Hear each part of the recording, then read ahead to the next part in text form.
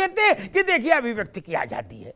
भैया रावत जी, और ये सारी अभिव्यक्ति की आजादी हिंदू धर्म के प्रतीकों के साथ ही होती है। कृष्ण को सस्ता पा लिया क्या? नहीं, आप नुपुर शर्मा के बयान भूल गए, बीजेपी के परवेश शर्मा के बयान भूल गए, बीजेपी के लीडर के बयान भूल रहे हैं रावत साहब। अमिताभ जी, जो अभी मैं सुन रहा था, तकी साहब के बयान की बात है, अभिव्यक्ति की आजादी है जी। एक्चुअल में इन लोगों को ऐसी पट्टी पढ़ाई गई है अभी। केजरी साहब की अगर बातें देखें, जिस समय करीब 45 किलो के आसपास के रहे होंगे, जिस समय अन्ना आंदोलन चल रहा था, उस समय के अगर सारे बयानों को ले लिया जाए और जब उन बयानों की और लोकपाल वाली बात को ले लिया जाए, ईमानदारी के पुलंदे जो बोले जाते थे उन बातों को ले लिया जाए, और आज केजरीवाल के विधायक करप्शन में, उनके जो काउंसलर हैं वो पकड़े जाते हैं करप्शन में, उनका मुख्यमंत्री शराब पी करके किया जाता है एयरपोर्ट के ऊपर। चलो ठीक है, शराब तो खैर हाँ अब पी रहे हैं तो पी रहे हैं, क्या करेगा। हाँ, एक पब्लिक के फिगर को, पब्लिक के फिगर कांग्रेस का बयान दिया, कांग्रेस तो बोलिए, शर्म नहीं आती इन लोगों को?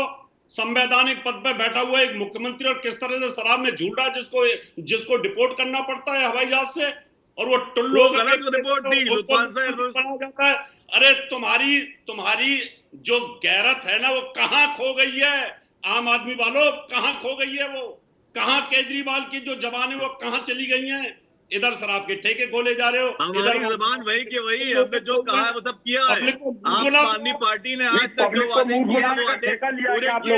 रघुवर चली जाए, प्राण जाए पर वचन न जाए, हमने जो प्राण जो वचन लिए सारे पूरे किए। हमने स्कूल बनाए, हमने अस्पताल बनाए, हमने महिलाओं के साथ प्रोटेक्ट किया, हमने इलेक्ट्रिक बसें लगा रहे, हमने तीर्थ यात्रा कराई है दिल्ली में सबको। हमने आज पेंशन के लिए प्लान दे दिया, ओल्ड पेंशन आपको पंजाब मुंह धो के रखो, पब्लिक में कम से कम पता चल जाए कि आपका मुंह उजला है। कहते हैं वो करते हैं। हमने काला धन के लिए वादा नहीं किया था, हमने 15-15 लाख करोड़ बनाने का वादा नहीं किया था, हमने वादा नहीं किया था कि 2 करोड़ रोजगार देंगे, हमने वादा नहीं किया था कि हम काला धन वापस लाएंगे, हमने वादा नहीं किया था महंगाई को कम करेंगे, हमने वादा नहीं किया था रुपये की वैल्यू बढ़ाएंगे, 2000 के मुकाबले रुपये को 50 रुपए कर देंगे, हमने ये वादे नहीं किए थे। रावत जी मोहम्मद तकी को अपनी पार्टी का एजेंडा अच्छे से याद है, वो वही बोलेंगे जो उनको बोलना है, ठीक है। लेकिन आज मसला ये है रावत जी, आज और मोहम्मद तकी रावत होगी अभी, आज का विषय ये है रावत जी, आज का विषय भगवंत मान नहीं, आज का विषय ये है कि मेरा प्रश्न कुछ दिन पहले भी ऐसे एक विषय आया, तब भी मैंने यही कहा था, जितने भारत में अद्भुत क्रिएटिविटी वाले लोग हैं, जिनको रचनात्मकता का भूत ज्यादा सवार है, वो सब लोग बाकी दुनिया में 1 दर्जन धर्म और हैं, उधर उधर क्यों नहीं थोड़ी थोड़ी रचनात्मकता कर लेते हो? नहीं, मैं सवाल ये समझना चाह रहा हूं, आज से पहले दुनिया में किसी ने ये क्या उद्घाटन किया कि कृष्ण और अर्जुन का संवाद जिहाद की अपील है? आज से पहले तो ये सत्य कोई उद्घाटित नहीं किया। लग रहा है कि सबसे बड़े धर्माचार्य शिवराज पाटिल ही हुए। अमिताभ जी, जिहाद शब्द और उपदेश शब्द बड़ा फर्क है। अभी कांग्रेस के नेता बैठे थे, मैं उनको सुन रहा था, उन्होंने कहा कि गूगल खोल के देख लो, शब्द एक ही है दोनों। अरे जिनको जहर दिया गया हो, जिनके साथ अत्याचार किया गया हो, जिनको लाक्षागृह में भस्म करने की साजिश की हो, उनकी प्रॉपर्टी को हड़प लिया हो, उनका राज परिवार हड़प लिया हो, जिनकी पत्नी को नग्न करने की कोशिश की गई हो, और उनसे अगर ऐसे दुष्ट राक्षसों से अगर कोई व्यक्ति ये समझाता है और ये कहने की कोशिश करता है भाई आपका ये राइट बनता है, आपका अधिकार है, आप इसको लीजिए, तो वो जिहाद है। AK-47 लेकर के आज जो घूम रहे हैं जिहादी, धर्म परिवर्तन कराने की कोशिश करते हैं, एक बस में से निकाल लेते हैं, हिंदुओं को अलग कर लेते हैं, उसके बाद गोली चलाना शुरू कर देते हैं, ये है जिहाद। जम्मू कश्मीर के अंदर आप बहन बेटी के साथ बलात्कार करते हैं, ये है जिहाद। धर्म के नाम पर जो काम किए जा रहे हैं वो है जिहाद। गौ-हत्या की जाती है जानबूझ करके, हिंदू के धर्म का विनाश किया जाता है, वो है जिहाद। वो जिहाद नहीं, उसमें भक्ति योग समझाया गया है, उसमें योग समझाया गया है, उसमें ज्ञान योग समझाया गया है। आपके कौन से आतंकवादी ज्ञान योग की बात करते हैं, कौन से भक्ति योग की बात करते हैं? अरे शिवराज पाटिल महोदय, कम से कम गीता पढ़ तो ली होती कि उसके अंदर 701 जो मंत्र हैं उनमें लिखा क्या है। जी ठीक, रावत जी आते हैं आपके पास। मैं कंचन द्विवेदी के पास चलूंगा, भारतीय जनता पार्टी के प्रवक्ता हैं, लेकिन एक विषय मैं रखूंगा। मैं तो उतना पढ़ा लिखा आदमी नहीं, किसका अर्थ क्या है, लेकिन मान लीजिए जम्मू कश्मीर में कंचन द्विवेदी हैं, जहां करीब 40,000 सिक्योरिटी फोर्सेस कुर्बान हो गए भारत के, हैं, शहीद हो गए, और भारी संख्या में सिविलियन हताहत हो चुके। ठीक, अगर हम जम्मू कश्मीर में, ये अनंतनाग में, कहीं सोपोर में, लाल चौक, कहीं भी खड़े होकर ये कहें कि भाई परेशान नहीं हो, इसकी ज़्यादा मुखालफत नहीं करो, ये धर्म युद्ध है, इंटरनेट पे में आ गया है कि धर्म युद्ध है, जो मारे जिहादियों ने मारा है आपके लोगों को, तो वो लोग मेरे साथ क्या व्यवहार करेंगे? अगर मैं उन पीड़ित परिवारों के घर जाके ये बोलूं कि ये जो लोग मारे हैं आतंकवादियों ने, ये धर्म युद्ध है, इंटरनेट बता रहा है, तो ये शिवराज पाटिल जी ने बता दिया है, तो क्या होगा? जिसने अपना बेटा खोया, जिसने अपना बाप खोया, जिसने अपनी पत्नी खोई, मां खोई,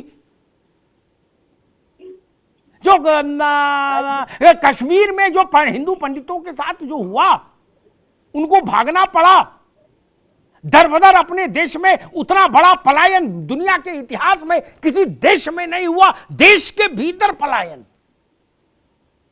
उन लोगों से अगर आज मैं कश्मीरी पंडितों से जाके कहूं, जिन्होंने दुख झेला है, कष्ट झेला है, अपमान झेला है, और मैं कहूं कि इसमें ज्यादा लोड मत लो, ये धर्म युद्ध है, शिवराज पाटिल ने बता दिया माइक पे, तो वो लोग मेरा क्या हर्ष करेंगे?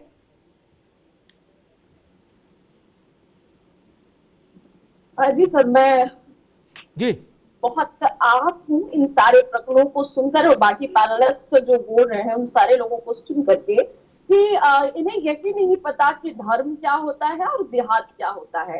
ये यही नहीं जानते कि जिहाद किसे कहते हैं। मुझे लगता है पाटिल साहब ने अभी तक जिहाद का मतलब नहीं जाना। उन्होंने गीता तो छोड़ो, उन्होंने कुरान को भी नहीं पढ़ा, मैं ये दावे के साथ कह सकती हूँ सर, क्योंकि अगर कुरान को भी ढंग से पढ़ा होता है ना, तो जिहाद का मतलब समझ में आ जाता है। क्योंकि आप भी जानते हैं और ये हम सब जानते हैं कि इस टाइम पर जो ट्रेंड कर रहा जिहाद है, तो वो बिल्कुल वो वाला जिहाद नहीं है जो कुरान में बताया गया है, या फिर जिसको तुलनात्मक तौर पर वो गीता से जोड़ रहे हैं।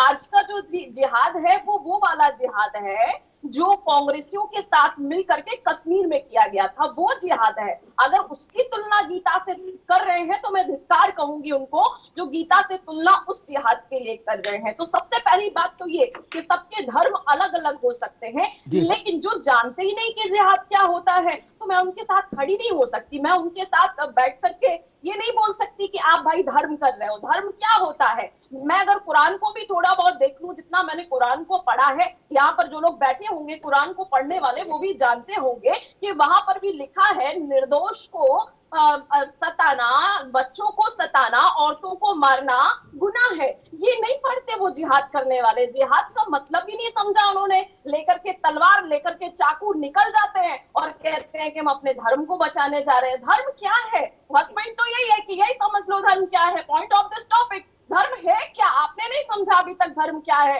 आपकी कुरान कहती है कि आप निर्दोषों पर या फिर अत्याचारियों पर आप अत्याचार करो, लेकिन जो निर्दोष है उसको ना सताने वाली प्रक्रिया को पकड़ो, ये जिहाद है। और अगर गीता की बात कर रहे हो तो ठीक है, वैसे मुझे नहीं लगता कि उन्होंने गीता पढ़ी हुई है, लेकिन फिर भी अगर गीता की बात करें तो कृष्ण के हवाले से सीधा गीता कहती है, यदा यदा हि धर्मस्य ग्लानिर्भवति भारत अभ्युत्थानम् अधर्मस्य तदात्मानं सृजाम्यहम् परित्राणाय साधूनाम। ये पॉइंट है, परित्राणाय साधूनाम विनाशाय च दुष्कृताम धर्म संस्थापनार्थाय संभवामि युगे युगे। जो यहाँ पर सज्जनों को पीड़ा देगा, जो यहाँ पर लोगों को, निर्दोष लोगों को पीड़ा देगा, उनको बचाने के लिए मैं आता हूँ। तब महाभारत होती है और तब कहते हैं कृष्ण अर्जुन, जब अत्याचार बढ़ जाए तो धर्म युद्ध करो। इसलिए मैं समझती हूँ कि जिहाद का मतलब नहीं जानते ये लोग धर्म का मतलब नहीं जानते। और जिहाद और धर्म में जो इक्वल चीजें हैं उनको ना समझते हुए आज बिल्कुल ऐसे ही तथाकथित बातें चल रही हैं,